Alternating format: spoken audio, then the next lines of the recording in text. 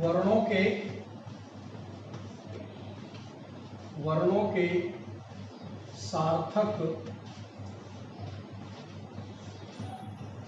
Mail को संधि कहते हैं।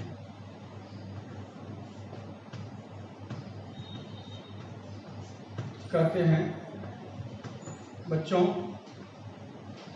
वर्णों के सार्थक मेल से अर्थ है कि दोनों वर्ण मिलकर एक निश्चित अर्थ दें। यदि अर्थ नहीं निकलता और संधि के नियम लागू भी होते हैं तो वहां संधि नहीं होगी। निरर्थक वर्णों के मेल से संधि नहीं होती। तो वर्णों के सार्थक मेल को संधि कहते हैं। संधि का शाब्दिक अर्थ अगर लें तो इसका मतलब होता है मेल, जोड़। वर्णों के सार्थक मेल को संधि कहते हैं। संधि 3 प्रकार की है। 3 प्रकार की होती है।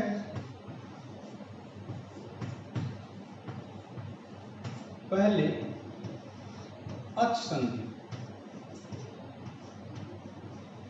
इसे ही स्वर संधि भी कहा जाता है। स्वर संधि, इसमें पहले शब्द का अंतिम अक्षर स्वर हो और दूसरे शब्द का पहला अक्षर भी स्वर हो, तो दोनों स्वर वर्णों के मेल से जो तीसरा योग बनेगा वह भी स्वर ही होगा, स्वर होगा। अब दूसरी संधि है हल संधि। हल संधि में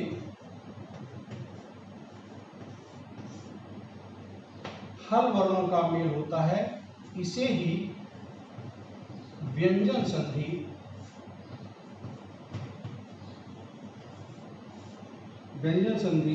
भी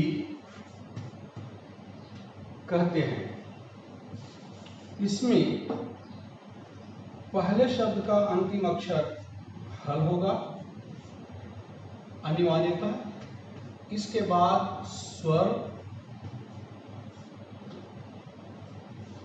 व्यंजन दोनों हो सकते हैं। जो योग बनेगा वह हल ही होगा। तीसरी संधि है विसर्ग संधि।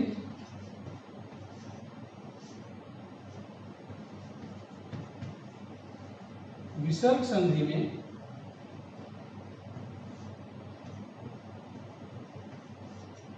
विसर्ग से पूर्व स्वर का होना अनिवार्य है। विसर्ग प्लस स्वर और व्यंजन, स्वर और व्यंजन। तो जो योग होगा वह विसर्ग के स्थान पर परिवर्तन होगा। विसर्ग परिवर्तन, विसर्ग के स्थान पर परिवर्तन होगा।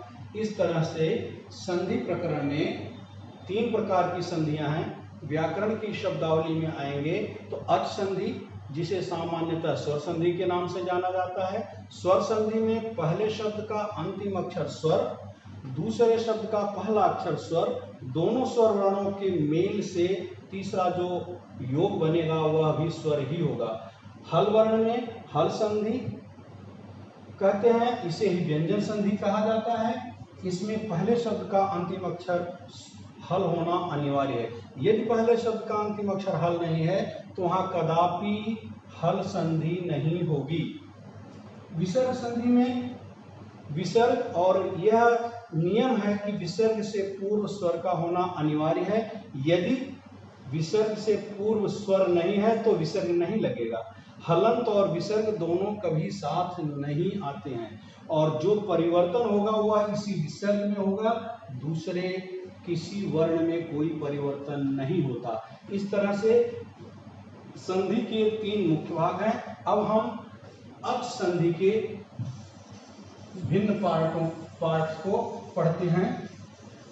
स्वर संधि या अच संधि में पहली है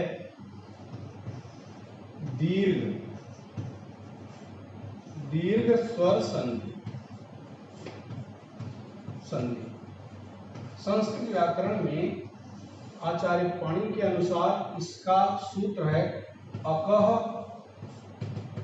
सवर्णे दीर्घ। तात्पर्य समान वर्णों का मेल। तात्पर्य समान स्वर वर्णों का मेल। और क्लियर करते हैं, स्पष्ट करते हैं। समान से तात्पर्य जैसे अ, आ प्लस अ,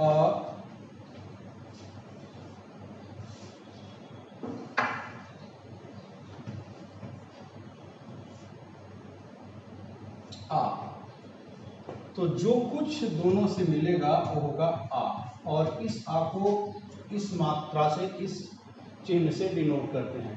तात्पर्य और इसे क्लियर कर लो तो ये हो जाता है अ प्लस अ। अगर आए तो आ, मतलब पहले शब्द का अंतिम अक्षर अ हो, दूसरे शब्द का पहला अक्षर भी अ हो, तो दोनों का योग जो बनेगा आ बनेगा। आ प्लस आ अगर करते हैं तो ये भी ये बनेगा आ। तात्पर्य है कि पहले शब्द का अंतिम अक्षर आ, दूसरे शब्द का पहला अक्षर भी आ हो तो आ बनेगा। ऐसी स्थिति में आ के बाद भी आ सकता है और आ के बाद भी आ सकता है। ये किसी तरह से आगे पीछे अगर अ आता है तो ये समान वर्ण कहलाएंगे। समान वर्ण होने पर जो उनका योग बनेगा वो आ होगा, और आ को इस चिन्ह से जानते हैं जो पूर्व में पठित है। अब आप देखो, जैसे च प्लस अपि, हमने इसको बना दिया चाप।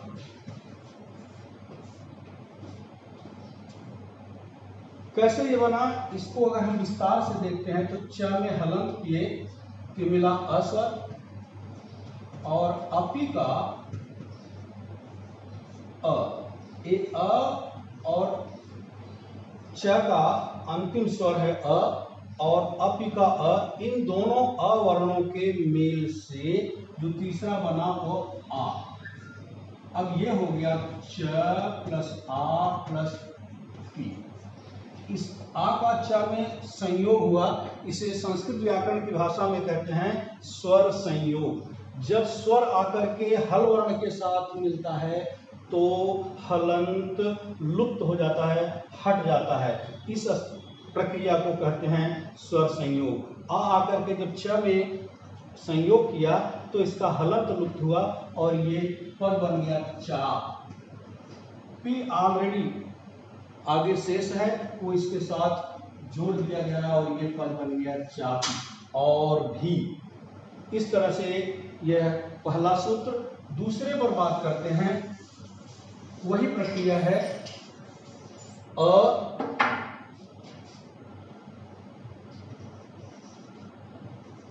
ई छोटी या बड़ी। व्याकरण की भाषा में इसे कहेंगे ह्रस्व या दीर्घ। ई प्लस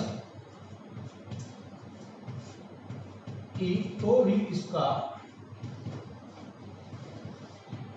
योग बनेगा, वह दीर्घ ई ही बनेगा, और दीर्घ ई को इस मात्रा से डिनोट करते हैं। इस प्रकार विस्तार से अगर देखते हो तो यह हो जाता है ई प्लस ई, तो बड़ा ई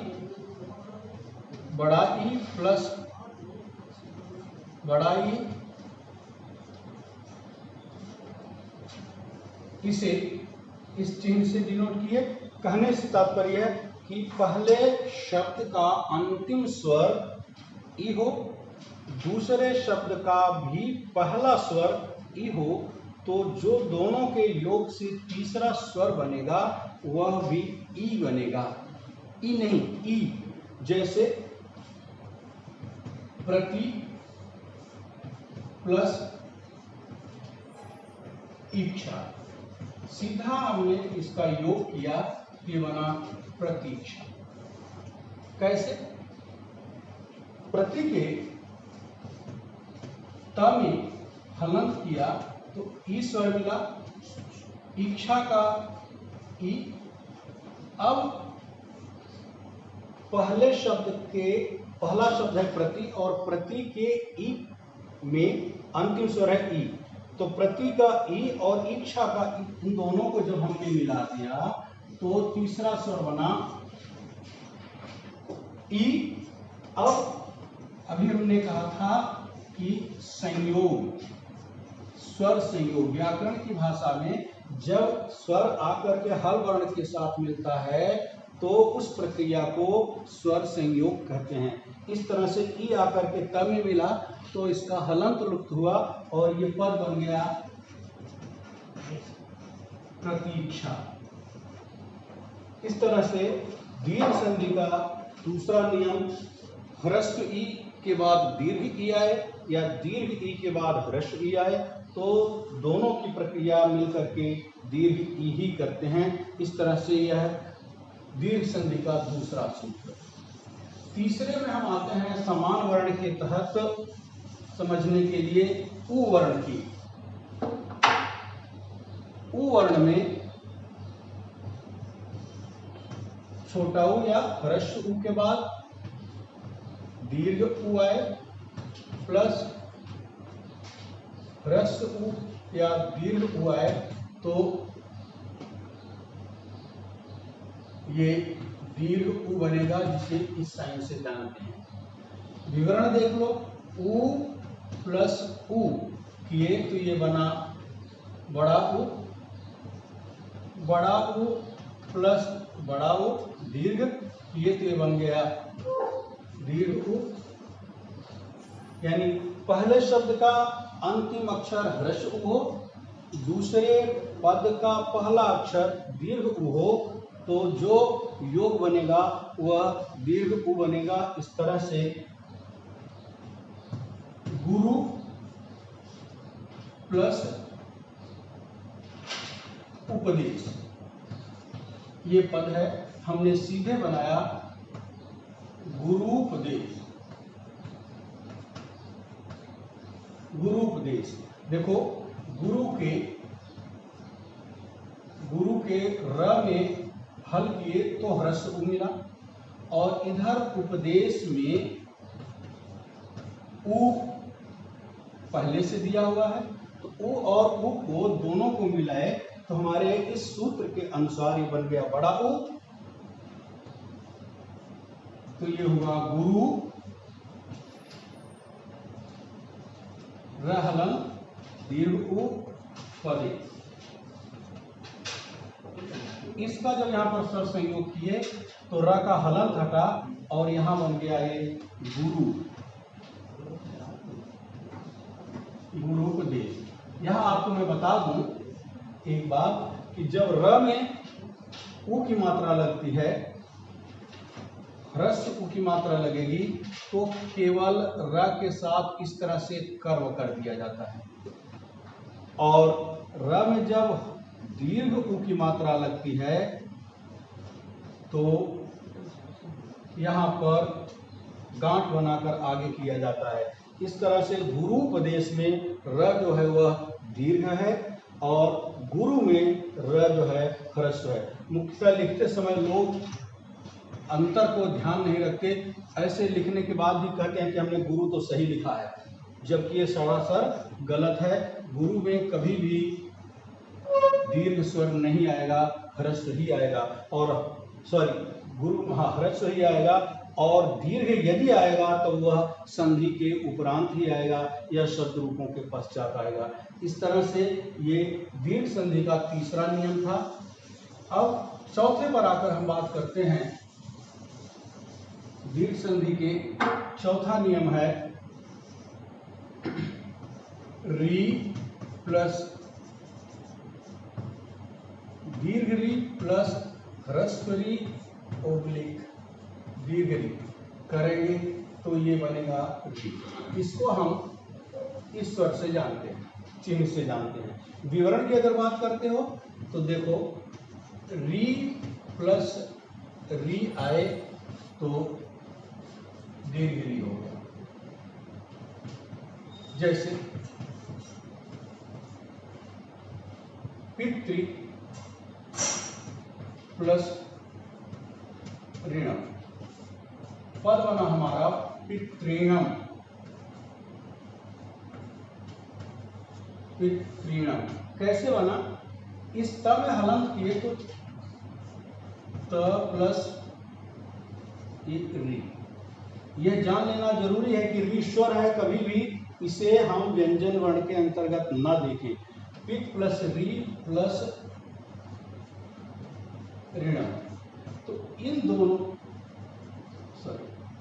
दोनों री को मिलाने के बाद बड़ा री बना। फिर वही प्रक्रिया, स्वर संयोग हुआ, यह स्वर आकर के त में मिला, त में मिलते ही त का हलंत हटा और यह हमारा पद बन गया पितृणम। इस तरह से दीर्घ संधि के ये 4 सूत्र हैं, चारों आपको स्पष्ट करके दिए। समान वर्णों के मेल को, सूत्र है अक सवर्णे दीर्घ, यानी समान वर्णों का मेल। और इसमें अ आ प्लस अ आ, ई प्लस ई, उ प्लस उ और री प्लस री आए तो समान वर्णों का मेल होता है। इस तरह से दीर्घ संधि में 4 सूत्र हैं।